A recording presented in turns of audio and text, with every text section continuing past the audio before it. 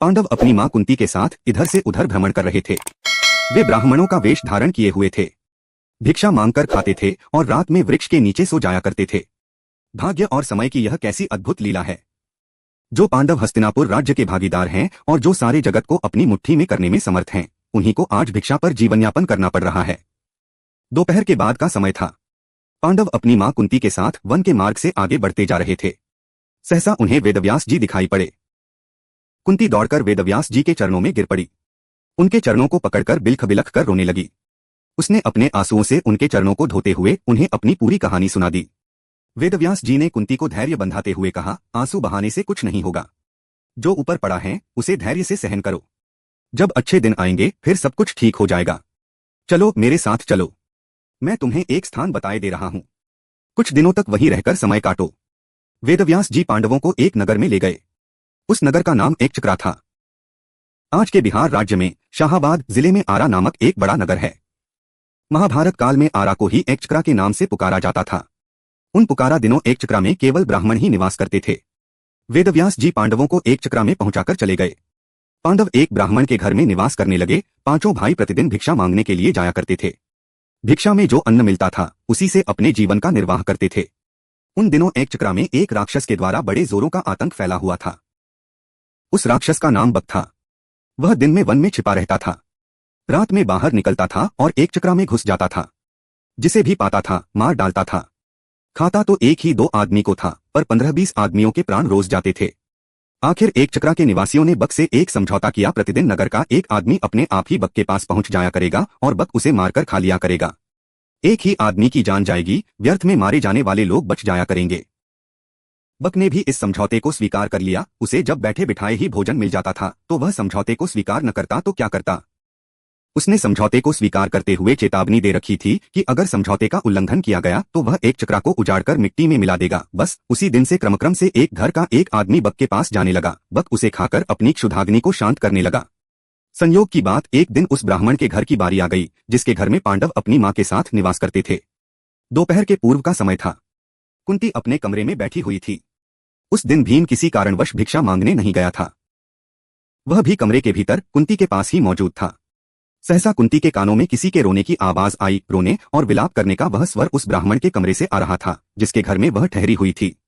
जब कुंती से विलाप का यह सकरोन स्वर सुना नहीं गया तो वह ब्राह्मण के कमरे में जा पहुंची। उसने वहां जो कुछ देखा उससे वह सन्नाटे में आ गई। ब्राह्मण के कुटुंब में कुल 3 ही प्राणी थे, ब्राह्मण, ब्राह्मणी और उसका एक युवा पुत्र। तीनों बिलख बिलख कर रो रहे थे। हाय हाय, अब क्या होगा? अब तो सब कुछ मिट्टी में मिलकर रहेगा।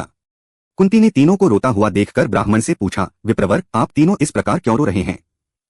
क्या मैं जान सकती हूं कि किस दारुण कष्ट ने आप तीनों को अत्यंत दुखी बना रखा है? ब्राह्मण ने आंखों से आंसुओं की बूंदें गिराते हुए उत्तर दिया, बहन, तुम सुनकर क्या करोगी? हमारा कष्ट एक ऐसा कष्ट है जिसे कोई दूर नहीं कर सकता। कुंती ने सहानुभूति भरे स्वर में कहा, हम तो गरीब ब्राह्मण हैं। सच है, हम आपके कष्ट को दूर नहीं कर सकते, किंतु फिर भी सुनने में हर्ज ही क्या है? हो सकता है हम आपके कुछ काम आ जाएं। जब कुंती ने बहुत आग्रह किया तो ब्राह्मण ने बक राक्षस की पूरी कहानी उसे सुना दी। कहानी सुनाकर उसने सिसकते हुए कहा, बहन, हम कुल 3 ही प्राणी हैं। यदि कोई एक राक्षस के पास जाता है तो वह उसे मारकर खा जाएगा, हमारा घर बर्बाद हो जाएगा। इसलिए हम सोचते हैं कि हम तीनों ही राक्षस के पास चले जाएंगे। हम इसलिए रो रहे हैं, आज हम तीनों के जीवन का अंत हो जाएगा। ब्राह्मण की करुण कथा सुनकर कुंती बड़ी दुखी हुई। वह मन ही मन कुछ क्षणों तक सोचती रही, फिर बोली, विप्रवर, मैं एक बात कहती हूं, उसे ध्यान से सुनिए। मेरे 5 पुत्र हैं। आज मैं अपने एक पुत्र को आपके कुटुंब की ओर से राक्षस के पास भेज दूंगी। यदि राक्षस मेरे पुत्र को खा जाएगा तो भी मेरे 4 पुत्र शेष रहेंगे। कुंती की बात सुनकर ब्राह्मण स्तब्ध रह गया। उसने परोपकार में धन देने वालों की कहानियां तो बहुत सुनी थीं, पर पुत्र देने वाली बात आज उसने पहली बार सुनी। वह कुंती की ओर देखता हुआ बोला, बहन, तुम तो कोई स्वर्ग की देवी ज्ञात हो रही हो। मुझे इस बात पर गर्व है कि तुम्हारी जैसी देवी मेरे घर में अतिथि के रूप में है। तुम मेरे लिए पूजनीय हो। मैं अपने अतिथि से प्रतिदान लूं, यह अधर्म मुझसे नहीं हो सकेगा। मैं मिट जाऊंगा पर मैं अतिथि को कष्ट में नहीं पड़ने दूंगा। ब्राह्मण की बात सुनकर कुंती बोली, आपने हमें आश्रय देकर हम पर बड़ा उपकार किया है। आप हमारे उपकारी हैं। हमारा धर्म है कि आपको कष्ट में न पड़ने दें। आप अपने धर्म का पालन तो करना चाहते हैं, पर हमें अपने धर्म पालन से क्यों रोक रहे हैं? कुंती ने जब बहुत आग्रह किया तो ब्राह्मण ने उसकी बात मान ली। उसने दबे स्वर में कहा, अच्छी बात है बहन, ईश्वर तुम्हारा भला करे। कुंती ब्राह्मण के पास से उठकर भीम के पास गई। उसने पूरी कहानी भीम को सुनाकर उससे कहा, बेटा, परोपकार से बढ़कर दूसरा कोई धर्म नहीं होता। तुम ब्राह्मण कुटुंब की ओर से बक के पास जाओ। यदि बक तुम्हें मारकर खा जाएगा तो मुझे प्रसन्नता होगी कि मेरा बेटा परोपकार की वेदी पर बलिदान हो गया। भीम ने बड़े हर्ष के साथ अपनी माँ की आज्ञा को स्वीकार कर लिया। उसने कहा, माँ, तुम्हारी आज्ञा शिरोधार्य है। बक मुझे क्या मारकर खाएगा? तुम्हारे आशीर्वाद से मैं उसे मिट्टी में मिला दूंगा। संध्या का समय था। भीम एक गाड़ी के ऊपर खाने पीने का सामान लादकर उसे खींचता हुआ बक के निवास स्थान की ओर चल पड़ा। वह बक के निवास पर पहुंचकर गाड़ी पर लदे हुए खाने के सामान को स्वयं खाने लगा। बक कुपित हो उठा। वह गरजता हुआ बोला, एक तो तुम देर से आए हो और ऊपर से मेरा भोजन खा रहे हो। इतना कहकर वह भीम पर टूट पड़ा। भीम तो पहले ही तैयार था। दोनों में मल्लयुद्ध होने लगा। दोनों की गर्जना और ताल ठोंकने के शब्दों से वायुमंडल गूंज उठा। बक ने बड़ा प्रयत्न किया कि वह भीम को मल्लयुद्ध में पछाड़ दे, पर वह सफल नहीं हुआ। वह स्वयं भीम की पकड़ में आ गया। भीम ने उसे धरती पर गिराकर उसके गले को इतने जोरों से दबाया कि उसकी जीभ बाहर निकल आई। वह प्राणशून्य हो गया। भीम ने उसे उठाकर नगर के फाटक के पास फेंक दिया। उधर संध्या समय चारों भाई भिक्षाटन से लौटे तो कुंती से सब कुछ सुनकर वे बड़े दुखी हुए। उन्होंने अपनी माँ से कहा, तुमने भीम को अकेले भेजकर अच्छा नहीं किया। हम भाइयों में वही एक ऐसा है जो संकट के समय काम आता है। कुंती ने अपने पुत्रों को समझाते हुए कहा, तुम चिंता क्यों करते हो? तुम देखोगे कि मेरा भीम बक को मिट्टी में मिलाकर आएगा। फिर चारों भाई भीम का पता लगाने के लिए चल पड़े। वे अभी कुछ ही दूर गए थे कि भीम अपनी मस्ती में झूमता हुआ आता दिखाई पड़ा। चारों भाई दौड़कर भीम से लिपट गए। भीम ने उन्हें बताया कि उसने किस तरह अत्याचारी बक को नर्क में पहुंचा दिया है।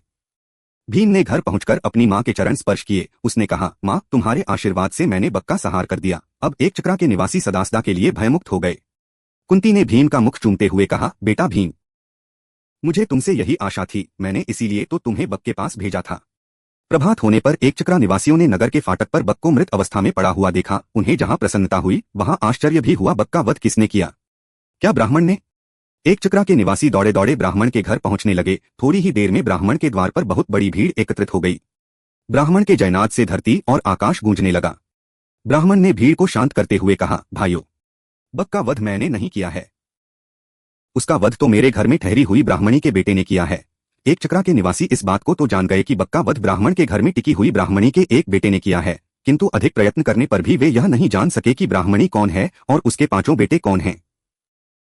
किंतु जानने पर भी यह तो हुआ ही कि एक चक्रा निवासी ब्राह्मणी और उसके पुत्रों का बड़ा आदर करने लगे। स्वयं ब्राह्मण भी गर्व का अनुभव करने लगा कि जिस ब्राह्मणी के पुत्र के एक चक्रा के निवासियों को सदासदा के लिए संकट मुक्त करा दिया है, वह उसके घर में अतिथि के रूप में टिकी हुई है।